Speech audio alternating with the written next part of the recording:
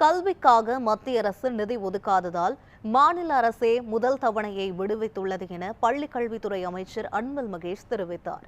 திருவாரூரில் தலைமை ஆசிரியர்களுக்கான ஆய்வுக் கூட்டம் நடைபெற்றது.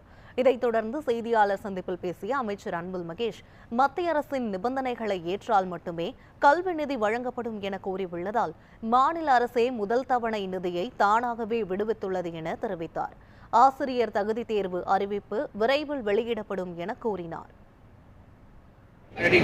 தமிழ்நாட்டு முதலமைச்சருடைய சென்னையில் நடந்த 2 நாட்கள் ஆய்வுக் கூட்டத்தில் இதே ஆய்வுக் கூட்டத்தில் பெறப்பட்டிருந்த கருத்துக்களை அடிப்படையாக வைத்துக்கொண்டு ஒவ்வொரு மாவட்டத்திலும் நேரடியாக சென்று லோ பர்ஃபார்மிங் கிளாஸ் ஏதோ அந்த தலைமை ஆசிரியர்கள் அழைத்து அவர்களை ஊக்கப்படுத்தும் விதமாக ஏன்னா இப்போ ஸ்லாஸ்ட் போட்டு ஒரு state level achievements very first time வெறும் மாவட்டத்துக்கு மட்டும் இல்லாமல் ஒவ்வொரு ஸ்கூலுக்கும் இண்டிவிஜுவலாக ஒரு ஸ்கூலுக்கும் ஒரு ப்ராக்ரஸ் ரிப்போர்ட் மாதிரியே கொடுத்துருக்கோம்.